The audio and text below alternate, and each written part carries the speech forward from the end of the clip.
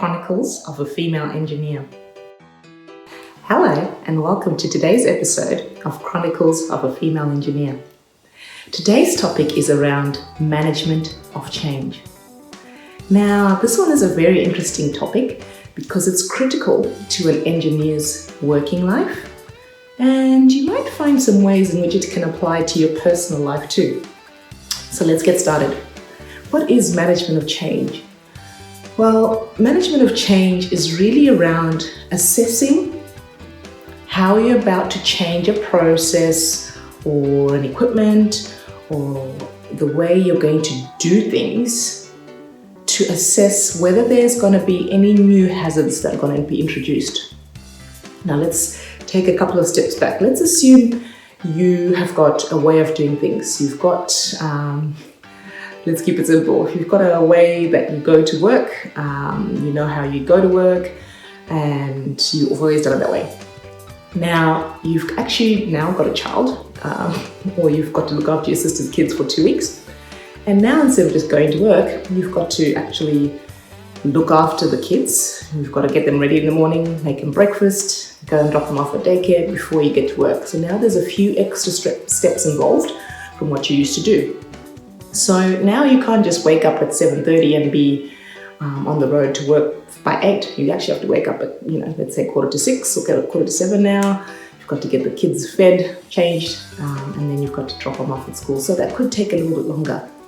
So in a similar environment in engineering, when you change the way you do things, you've got to assess what is going to change as a result of this.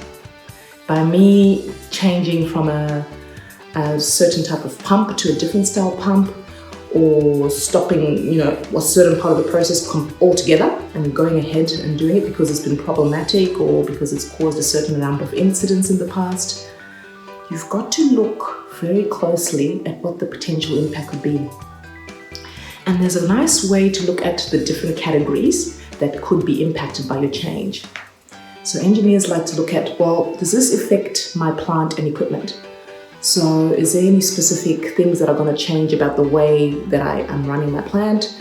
Am I including new equipment? Are they standard equipment? Do they follow the regulations and meet the regulations? Are they designed adequately to match the conditions that my plant is in? So these things need to be assessed, and the engineers are looking at these sort of points that could introduce some more risk. The second one is around operating conditions. Is there a way that I will need to now adjust how I've been running my process? Perhaps I used to run the process at 100 degrees Celsius for 20 minutes. Is that still going to be okay now that I'm introducing a change? So are those operating conditions going to have to change? Do I need to introduce a new measuring instrument? So before, the thermometer that I had would measure from 50 to 100 degrees. Now if I want to run at 120, I need to change the thermometer that I'm using to measure that temperature. And so as you start to dig in and dig deep and think about things, you realize, whoa, a simple small change at the beginning of the process has now got flow-on effects that need to be accounted for and considered. And then if they do introduce a risk, can they be managed? How can you manage that risk? Now, there's a number of ways to do those things. And there's what we call a hierarchy of control. And at the top of that hierarchy is engineer out, remove it. Make it not even worth considering. So that's the top level.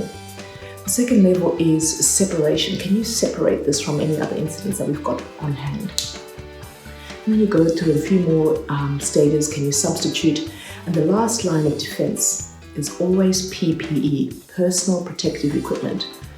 Now, this includes putting on a mask. So if you look at the recent pandemic we had, in 2020 we had a pandemic, and as it was last line of defense, because we couldn't take the pandemic away, we couldn't substitute it, we couldn't put ourselves in a different environment, our last line of defense while a vaccine was being developed was to wear a mask, wear PPE, to put some gloves on when you're interacting with things and scenarios where you know you're going to be perhaps exposed, and you take that off and rewash your hands. So there's layers in which you can eliminate and remove risks, and then if you can't remove them, the last line of defense is to manage it with PPE and administrative procedures.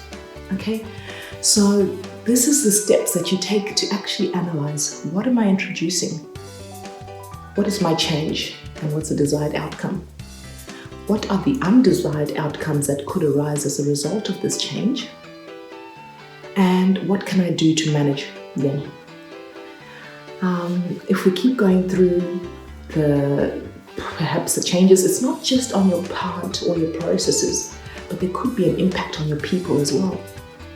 So in our example, the person, me, now having to look after my sister's kids for 2 weeks, there could be an impact on me. I could be fatigued. I could be, I could get lost.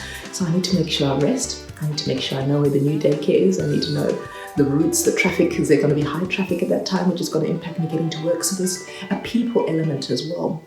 And how this translates in an engineering aspect is that you need to be aware of the impact it will have on your people. Is your organizational structure going to change? The number of people that someone has to manage change? Are the times that they're working changing? Perhaps they usually do an 8-hour day. Now they're going to have to be doing 12-hour shifts. Maybe they have to do day or night. This can impact them. And so this needs to be managed. And how do you manage this? Well, it could be simply by communication. Way before you've implemented the change, you go out and you consult. You let them know, hey, look, we've got a project coming in.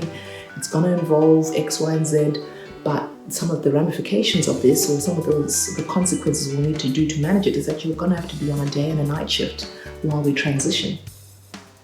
And in order to reduce the amount of impact on you, we've made sure that we've kept it to 4 days of work and 4 days of rest, or we've put in these sort of conditions. What do you guys think? And that way, you start to manage that people element. Additionally, you can start to think about how does this impact their fatigue. Now, you may have seen one of my previous episodes on safety and health. And the health aspect spoke about physical health, making sure people are not injured while at work. And then a mental health, making sure that mentally they're in the right headspace, that they are okay, and they're managing the stress factors that may be introduced both at work and at home in their personal environments, and that is being adequately managed.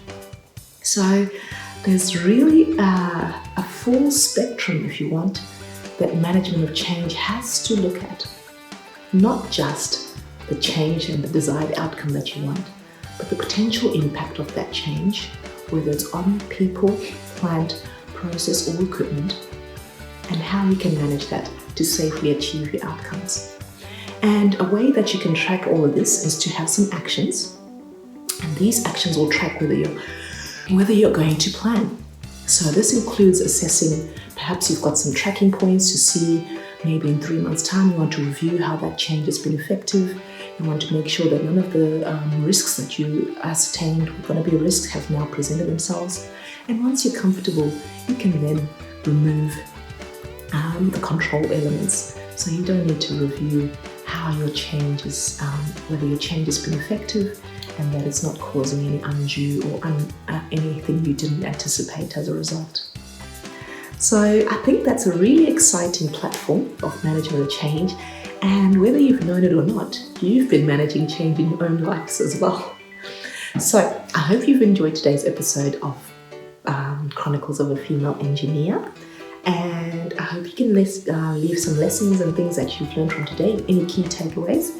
And as usual, if you've got anything specific that you want to learn more about, feel free to drop me an email, leave your thoughts in the chat below, and I'll get back to you soon.